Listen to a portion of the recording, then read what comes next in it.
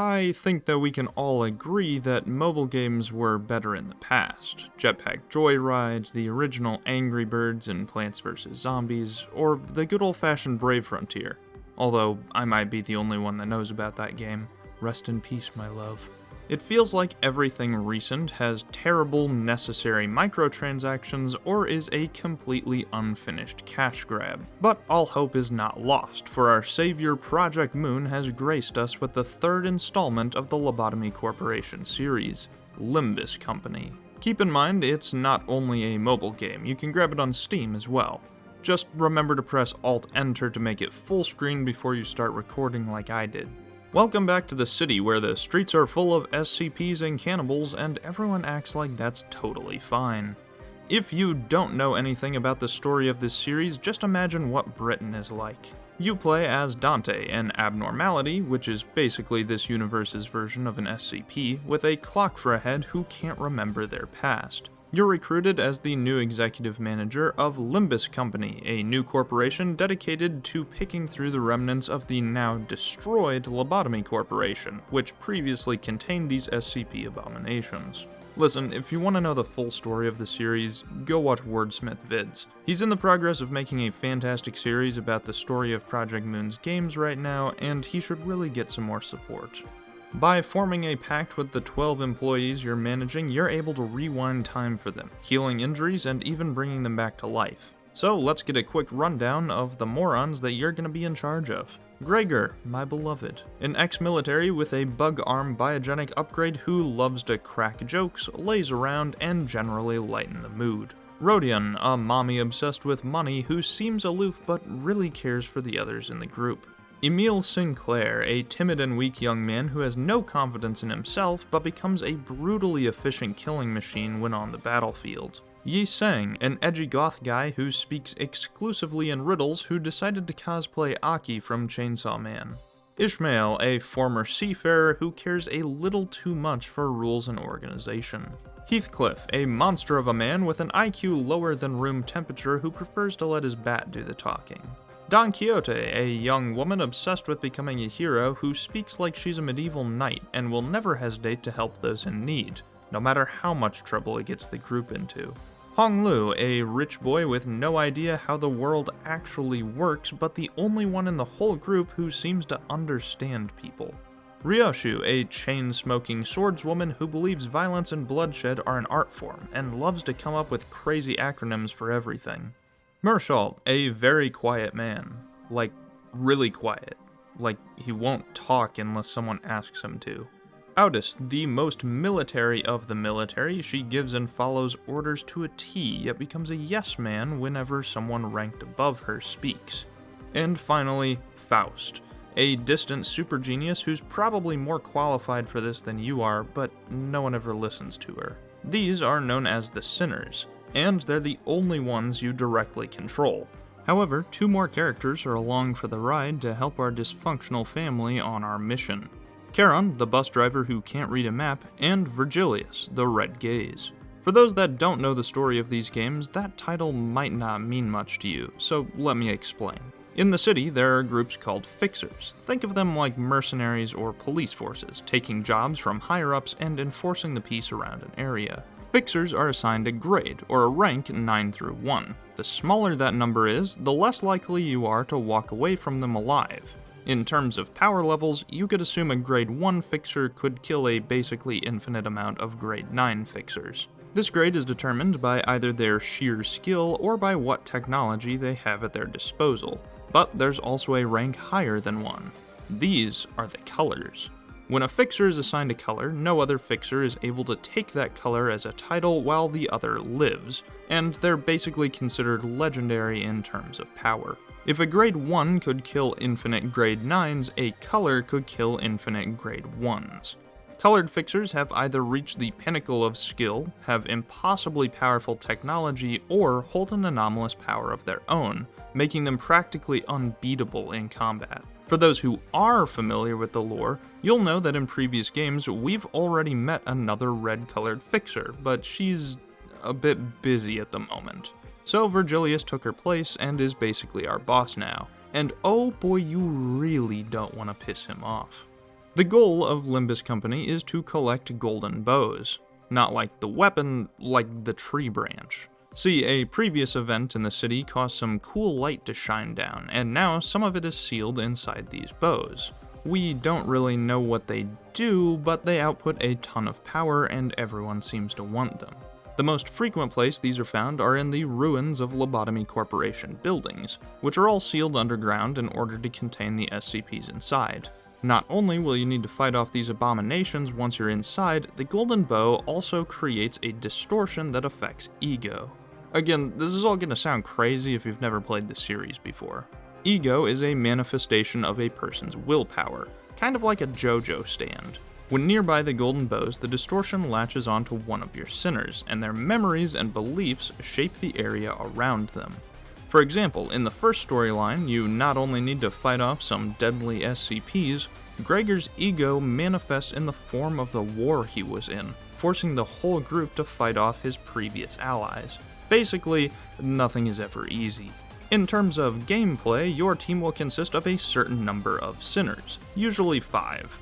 Each sinner can equip an identity, which you get from summoning. Yeah, this is a gacha game. We'll talk more on that later. Each identity your sinners equip has its own skills, up to a total of 3. Each skill is affiliated with a different sin, those being wrath, lust, sloth, gluttony, gloom, pride, and envy. But those are too hard to remember, so I'll call them by their colors instead. When you're in a battle, 2 of these skills will be dealt randomly to that character's column. Each turn, you get to select what skill each character uses, and the more matching colors you have, the stronger skills of that color become. However, the game isn't as shallow as simply matching colors. Every skill also has an attack type, being slash, pierce, or blunt.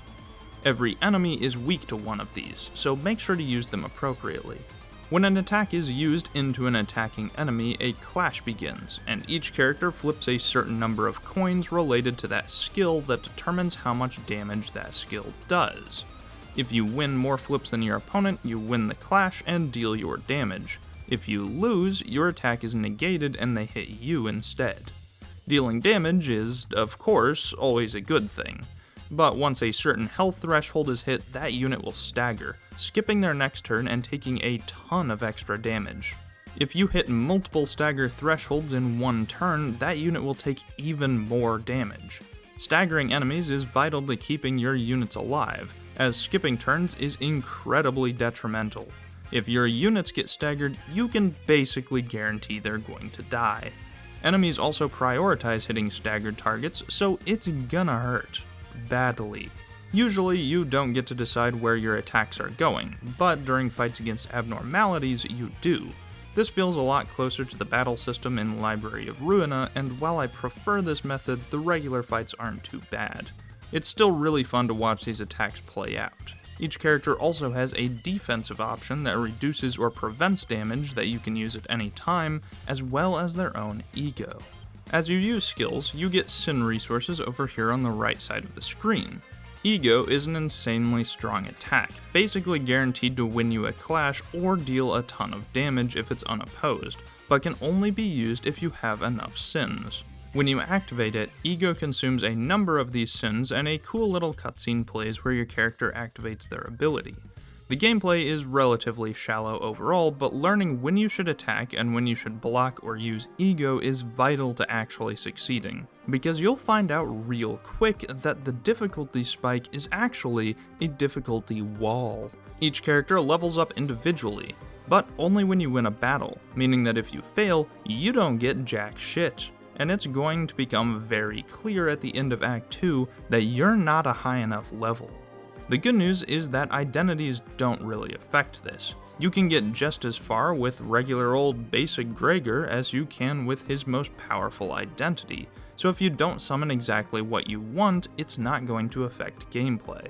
What is going to affect it is what level and tier your identities are. Not only is it important to level up your characters, each identity has 3 different tiers. The first tier is your basic bitch, 2 abilities and no passives. The second makes your skills stronger and grants that identity one of their passives. And tier 3 unlocks their 3rd skill as well as granting them their 2nd passive. It's really important to get the identities you want to use in your team up to tier 3, not only because their third skill is always insanely good, but also because it makes their portrait animated. And that's a necessity, I swear. You level up identities with Thread, which is a resource that you get from summoning repeat identities or through selling fragments that you get from Mirror World dungeons. And speaking of Mirror Worlds, let's talk about them. Since I just talked about how important it is to level up for so long, you may be worried that this game is a grind fest, but luckily, it's not. That's what Mirror Worlds are for. Once per day, you can enter one for free, or spend a lot of your energy to enter one again, because of course this game has energy. It's a mobile gacha game, that's like a requirement. Luckily, it's only a medium energy cost. This allows you to enter a mirror world, which is a procedurally generated dungeon that you can advance through, encountering battles, events, and obtaining ego gifts that give unique passives for each run. It's basically the Limbus Company roguelike experience. At the end, you get tickets that level up your characters super fast, as well as fragments that can be turned into Thread for you to tier up identities. These are super worth it, and once you understand how to progress through them, only takes about 10 minutes to do. This prevents the game from turning into a grinding slog, and they're honestly pretty fun. Now, on the other hand, let's talk about the Gasha System. While I did say earlier that it's not necessary to have good identities to progress, it definitely helps. Higher rarity identities are strictly better and will certainly make things easier. However, I do respect Project Moon for not making it necessary to progress. It costs a premium resource called Lunacy to summon, 130 for a single summon and 1300 for 10. Early in the game, they load you up with a ton of Lunacy, so you're pretty likely to get a few good identities. After about 40 summons, it starts to slow down considerably, but there's daily, weekly, and seasonal missions that progress a battle pass with some really good rewards. These seasons are scheduled to reset roughly every 3 months, and I'm excited to see the future identities and egos that are added. As with all gacha games, it's very likely that power creep will eventually become an issue, as it helps people stay interested when there's more powerful units.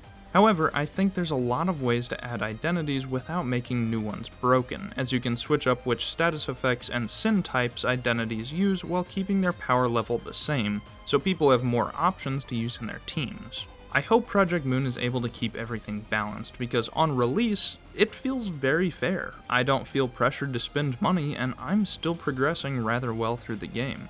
One problem is that for regular summoning there isn't a pity system, meaning that you're not guaranteed a rare at any point, but again, since it's not necessary, I think that's okay. While I certainly would have preferred the Library of Ruina system of obtaining identities, where you get them from defeated enemies, I'll survive with the gacha. But one thing I couldn't have survived without is the art style and music. Holy shit, it's all perfect. The art style remained basically the same between games, and I absolutely adore this digital oil painting style they use. You can see each of the paintbrush strokes, and the contrast in dark and light colors is beautiful, making these washed out depressing backgrounds with the characters popping out in the foreground. It's absolutely incredible, and in battles it looks great as well. Again, fantastic backgrounds, but now characters are reduced to smaller, less detailed versions of themselves. Each identity has a unique model with their own animations for attacks, with their third most powerful attack having a custom flashy animation. Meanwhile, each character's ego attacks cause a short cutscene and are always the same no matter what identity you're using. All in all, everything looks fantastic, especially the attacks. They have satisfying impacts, and watching the camera move to catch the action is really cool. The sound design is also on point, with weighty, bloody sound effects. Slashes and smashes have very cool sounds, and clashes result in a weighty tinging sound, like swords colliding. You'll also hear a lot of coin flipping, since that's how damage is decided. Luckily, this is a really good effect as well, so it's not getting old anytime soon. But while the sound effects are good, the best parts of the game are those with voice acting. Limbus Company is fully voice acted, and while I can't understand it since it's all in Korean, the actors are absolutely fantastic. From Gregor's lighthearted attempts to deceive someone, 이봐, 그쪽이나 우리나, 우린 저 금고에 돈을 노리는 게 아니야. 물론 돈이 있으면 좋긴 하겠지만. To Yi Seng's quiet riddles. 그저 무의미한 자랑이기 때문이요. 너 지하에서만 해도 말 많지 않았냐? 왜 갑자기 또 이상해진 거야? 본인은 본래부터 이상이었소만. 됐다. All the way to Don Quixote's energetic shouts. 팬이요. 그대 피규어도 모아놓았어. 한정판은 아니지만 나도 그대처럼 엄청난 해결사가 되는 것이 꿈이요. 해결사 꿈나무군. 시간이 얼마 없지만 사인은 해줄 수 있지. 그게 정말이요? 그럼 사인은 여기에. The voice actors not only have wonderful voices that suit the characters, their inflection and emotions really come across. They suit the story perfectly, and the game wouldn't be the same without them. Not only that, every identity a character equips has unique voice lines, and the inflection of their voice can change with those as well. While it doesn't change any of the story voices, it's cool to hear the lines in battle. I also can't seem to escape complimenting Project Moon on this every single game, but the soundtrack is amazing. It keeps with that incredible style that both Lobotomy Corporation and especially Library of Ruina had, where they use a combination of classical instruments and electrical synths. There's nothing like hearing a violin start a melody only to have a drum beat and electric guitar kick into the background. It's all done by a studio named Millie, and they're doing incredible stuff. Just like Library of Ruina, the soundtrack changes with the intensity of the battle, meaning every battle track has 2 or 3 variations with rising energy. Seriously, go watch the promotional video for this game, that song goes fucking hard. And not everything is a fast-paced bop, there's quite a few songs at more tender parts of the game that only involve choir singing slowly or a sad violin. It's all incredible, and I guarantee you're gonna get punched in the feels at the end of every act. Every section of the game is focused on a single sinner. Gregor in Act 1, Rodion in Act 2, and Sinclair in Act 3. We only have those 3 so far, but when you clear the final mission, you get a cutaway of the aftermath for that chapter. And while the credits for it roll and the art slowly zooms out, a song plays that's sung by the character for that act. It's really cool, and hearing the sinner sing about what just happened and how they can move on is a fantastic send-off for each section of the game.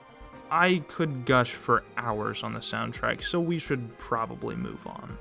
As much as I love this game, it's not all perfect. Limbus Company has some glaring issues that I hope are fixed in the future, so let's go over some real quick.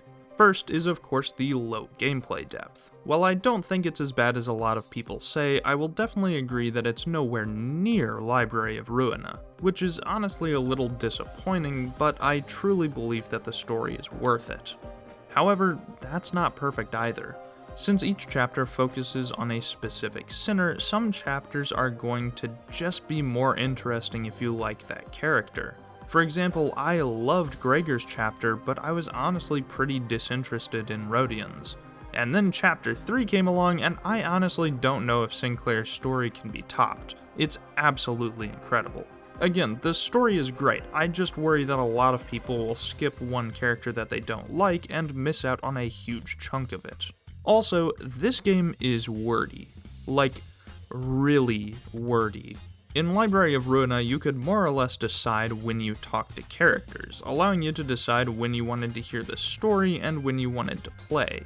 In Limbus Company, entire sections of the chapter are locked behind dialogue, and some of it lasts upwards of 5 minutes. While I don't mind, this is a really complex story after all, I do think that there should be more frequent gameplay sections if the dialogue goes on that long.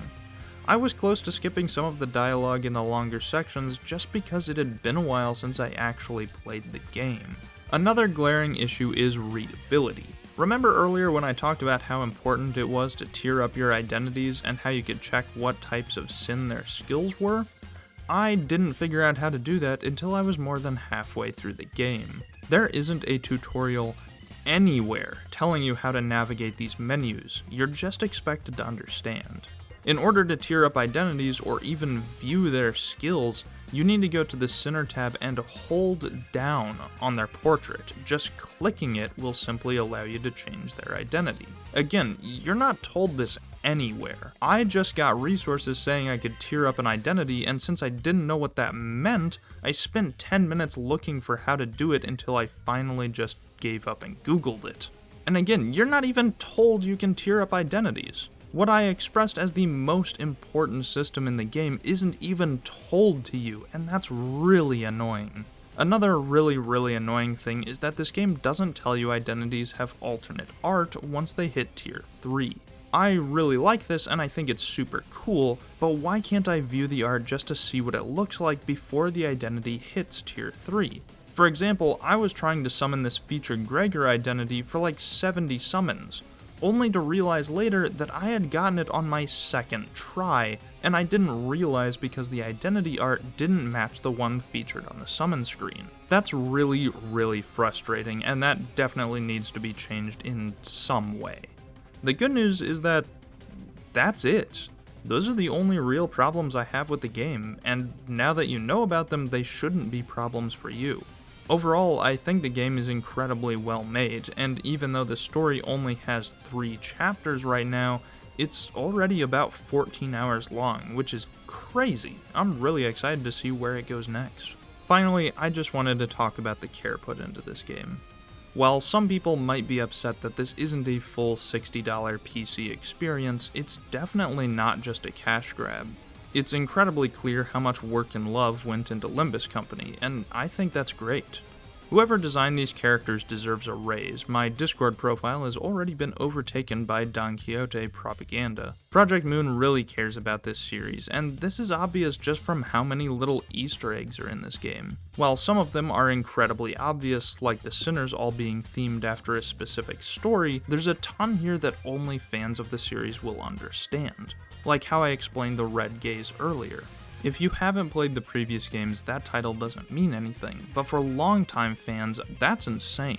Or how Don Quixote has a charm on her coat that represents the purple tear. Again, that's a crazy callback to Library of Ruina. And probably the biggest, most insane reference is that we've actually seen both Virgilius and Charon before, but you wouldn't know that if you just played the games, because the only time we've seen these characters before is in a webcomic Leviathan, released by Project Moon in 2021. The sheer scale of this connected universe is absolutely insane, and it's very clear that Project Moon cares incredibly deeply about it, which is why I don't think this game can be called a cash grab. There's so much work and love put into this from the art, music, and story that I'm on the edge of my seat for what comes next. All in all, Limbus Company is a fantastic game. While a bit shallow in the gameplay department, the story and characters are absolutely worth your time, especially if you're familiar with the Project Moon universe. The Gasha System is in a balanced state right now where I don't feel the need to spend money, which is fantastic, and the art and music are next level. I highly recommend it, and I would try to give it a shot on PC if you can, simply because I think the story is better experienced that way. It's absolutely free on Steam, just don't spend too much cash if you decide to summon a bunch. I might revisit this game later once more chapters have been added, but for now, all I can say is that I'm excited to see where it goes. Project Moon hasn't let us down yet, and I hope that if you haven't experienced the full story, that this video makes you want to play the previous games as well, because they're incredible. Thank you everyone so much for watching, and as always, I'll see you soon.